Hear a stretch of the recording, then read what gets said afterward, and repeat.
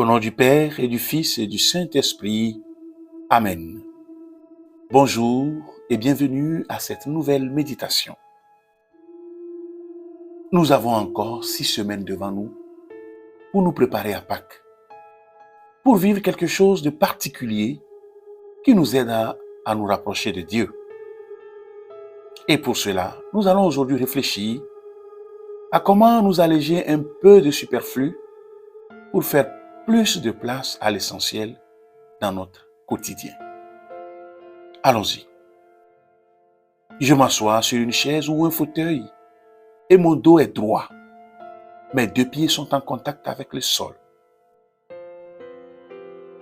Ma position est confortable tout en restant tonique. Je respire calmement. Mes épaules sont relâchées, mes 2 mains reposent sur mes cuisses. Je ressens la détente qui se diffuse dans mon corps.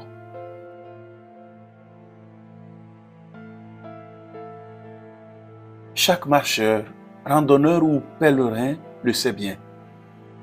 Pour pouvoir aller loin, mieux vaut partir allégé.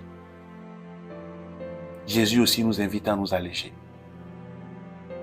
C'est d'ailleurs ce qu'il demande à cet homme riche qui désire le suivre dans l'évangile de Marc. Jésus le regarde avec amour et lui dit: une seule chose te manque. Va, vends ce que tu as et donne l'argent aux pauvres. Ainsi tu auras un trésor dans le ciel. Puis, viens et suis-moi.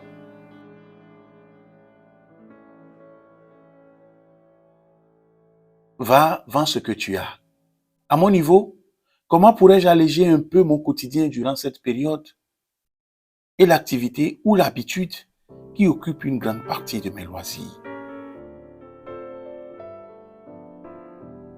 De quelle manière et dans quelle mesure puis-je envisager d'y consacrer un peu moins de temps ces prochaines semaines? Il ne s'agit pas d'un changement radical que je risquerais de ne pas pouvoir tenir ou d'arrêter quelque chose d'essentiel pour moi, mais de me détacher d'un peu du superflu.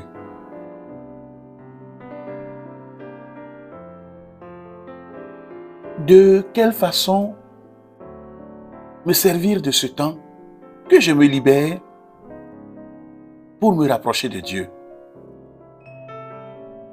Je définis une manière concrète et réaliste d'ouvrir ce temps.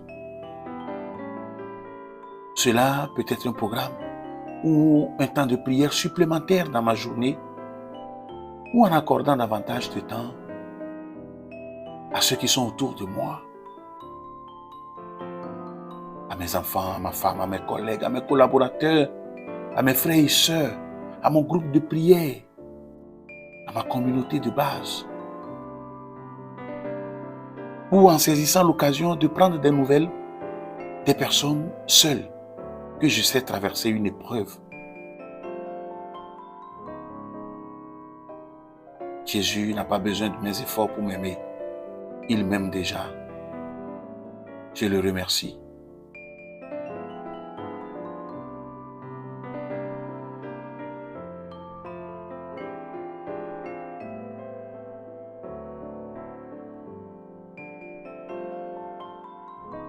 J'élève ma voix pour le prier en disant: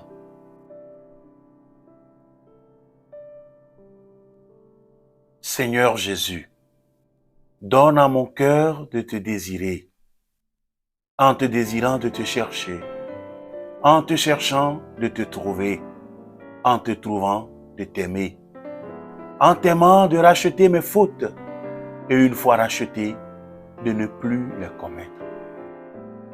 Donne à mon cœur la pénitence, à mon esprit le repentir, à mes yeux la source des larmes et à mes mains la largesse de l'aumône.